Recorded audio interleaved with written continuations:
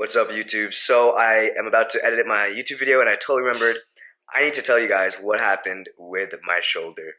So, pretty much, in essence, because I really didn't explain much on my Instagram what actually happened, so pretty much what happened was I do my testosterone and stuff like my injections in my delts a lot.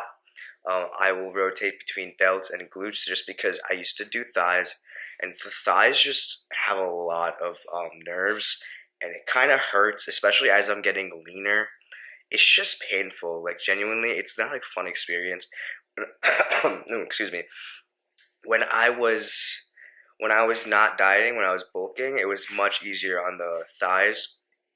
What we call the quads. For anyone that doesn't know what quad means, it's the thighs. But now that I'm leaning out and there's not much like fat over it, it's getting a little painful. So I'm doing glutes, which is the butt, and the delts, which is the shoulder. The shoulders for me, if you do it right, it really doesn't hurt at all.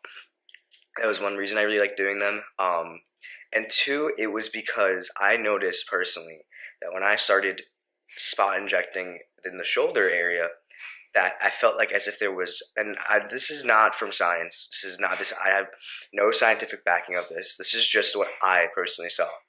I saw more growth in my shoulders when I injected my shoulders. Why? Maybe because there's more androgen receptors in the shoulders, so when you inject the testosterone and stuff, maybe they just respond better, so they'll grow quicker. I think just the literal oil in the shoulders will help expand it, and they look fuller. I mean, if you have like oil in your shoulders, I feel like even though it's going to be absorbed, obviously, like they just probably might look rounder. And I talked about it with my coach, and he agreed that like while there is no like scientific backing on it, just from my personal experience, if you inject your shoulders and you train and stuff like that, over time they do look bigger and rounder. So I guess I just really liked how it looked, and I was really excited. Not that they don't look good anymore, but definitely I feel that there was an increase of growth when I was doing the shoulders. Now, because of what happened to my shoulder, I have to take a break for like about a month for my shoulders, which is, life goes on. If there's bigger deals than that, I'll live, But yeah. So what pretty much happened, and what we came to the conclusion of, is I was overdoing it. I was over injecting at the shoulders. So it's not an abscess, because originally on my Instagram it said it was an abscess, which is pretty much a really like, and if an abscess spreads, which it likes to do, it can become a huge problem if it gets in your bloodstream. You can literally have like a heart attack and stuff. So I was like, freaking out. So it turns out not to be that. It was just like a localized infection. And I think personally, so last week I was having a lot of I was having some shoulder pain, and I just like brushed it off because it was just like whatever. Maybe it's just like PIP, which means post injection pain. But then it like wouldn't go away, and I was like, whatever. I don't know. Like there was no bumps or something. I just assumed I was sore. And then I went to go inject. I took like a week. I took a full week off after that pain, and then I went like a couple days ago to redo it, and I did the injection. Oh my god, my cat! I did the injection, and afterwards I had a huge swollen lump in my shoulder. I was like, oh shit! So that's literally what happened. That's exactly what happened. I had pain in my shoulder. Actually, technically 2 weeks ago, I took a week off from my shoulders, and I was like, okay, I'm probably fine. So then I did my shoulder again, and it didn't work really well. So I immediately went to a walk-in clinic because I thought it was an abscess, and they thought it was too because they drained it and there was pus. But then they sent that pus to like a lab, and when the lab result came back, it said it was negative. So it wasn't an abscess; it was just like a localized infection. That was really annoying. In the meantime, I'm taking like so much antibiotics for this. What we thought was an abscess. Like antibiotics is not the best thing to be on when for bodybuilding and stuff. I mean, antibiotics aren't the best thing to be on in general.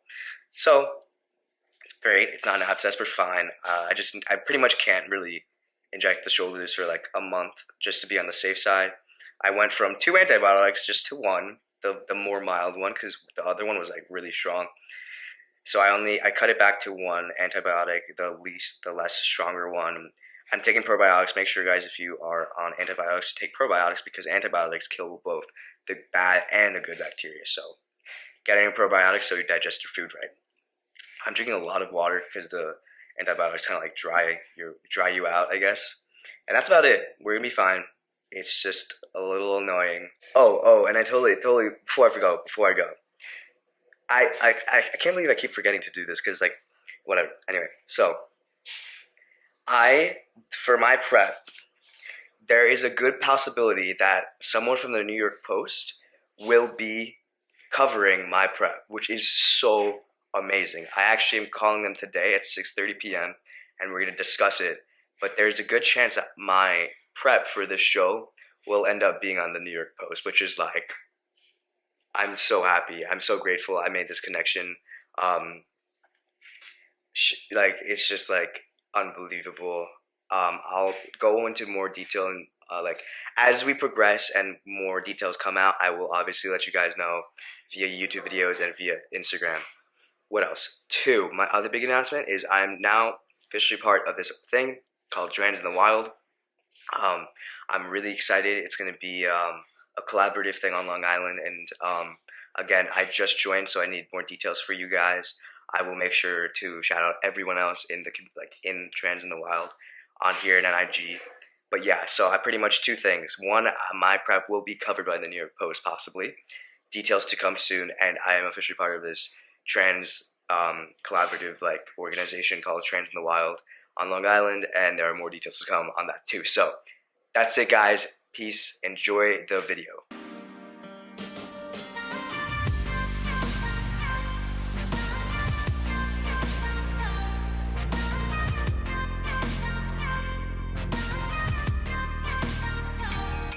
Alright guys, so this is the workout for today. First we got machine incline chest press, 3 sets of 15. You want to explode up, hold at the top, just for like a contraction, and then 3 seconds down. And at the end of this you want to drop set, so pretty much you're going to do the set, and then drop the weight twice and go till failure. So that's going to be at the last set of this exercise. Pretty much I like to do this before I go to like free weight. It's just a really good warm up, brings blood into the area, which is the chest. That's what we're training today. And excuse me, it's like a precursor to the heavy lifting movement, which will be up next pretty much. So yeah, 3 sets of 15 just to bring the blood in. It should still be hard, but the point is a pump.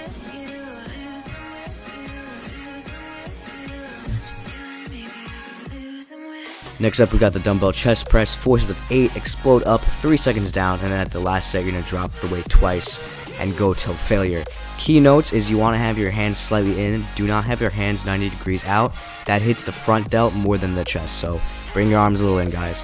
Second off, make sure you roll your shoulders back and you don't like have them flared out in front of you. Small things like the form that are really important when you're doing free weight movements.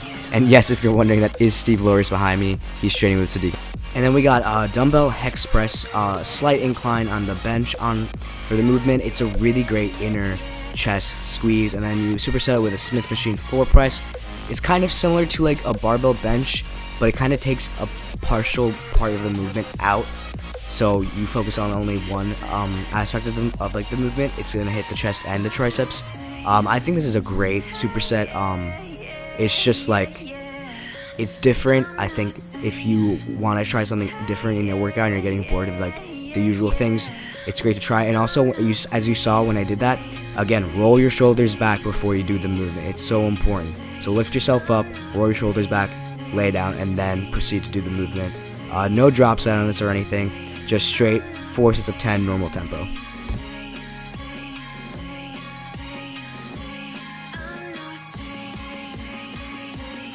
Alright guys, so on to shoulders. So I start with a lateral movement today. We got cable side lateral raises. I love these. Again, I like to do things laying down for the shoulders because it takes out pretty much a lot of the leg drive when you do things standing up. For these, you don't have to exaggerate how far you bring your arms out. Just think sideways and just kind of like a T-pose it. Yeah, that's the best way I can say it. T-pose it when you do it. Alright, next we got machine shoulder press. So this is like, I don't hit the front delts a lot, but I will sometimes. For this, 4 sets of 8 to 10 reps, 3 seconds up and down. So really control the movement throughout the whole thing. You're gonna see in this video, everyone knows each other at Bev, so we all always talk and stuff.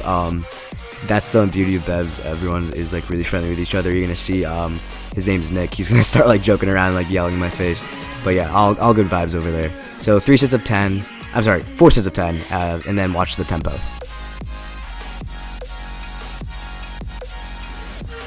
Next up, we got the rear delt pec deck flies. I do 4 sets of 40. I know that's very high volume. I will do more lower volume on my other day that I hit shoulders, but this is a total burnout. You're gonna hit that 30 rep, and the last 10 are gonna be hell, honestly. But those are the ones that count. So keep going. I don't record all 40 because it's unnecessary, but it's 4 sets of 40. I guarantee you're gonna love it. Next, I lost my cameraman, so sorry for the weird angles. I apologize. But next we got close grip bench press. This is gonna hit triceps. 3 sets of 8, normal tempo. I will say, if looking back at the video, I would have brought my hands even more in. Your hand should be pretty much more than shoulder. Like your hand should be closer than shoulder width. So my hands were a little too out on this, but I still felt in the triceps, so it's overall okay. But yeah, this is great. Like it's a great mass builder for the tricep. And for the last one, I was very stupid and I by accident recorded it vertically instead of horizontally, so I apologize. But it's the same movement either way. It's a cable rope pull down. 3 sets of 30. Normal tempo, but you have to understand when I say normal tempo, that doesn't mean you're gonna be like just throwing the weight around. It's still controlled. Your normal tempo should be controlled up and down. As you see at this point, I have a pretty good pump, and this will just completely destroy your triceps because honestly, you work your triceps indirectly during chest and shoulders. So I don't do more than 2 movements for triceps per session. So overall, in a week, I do 4 tricep movements. 1 for the long head and 1 for the short head. That's it. That is all you need for direct work and isolation of the triceps.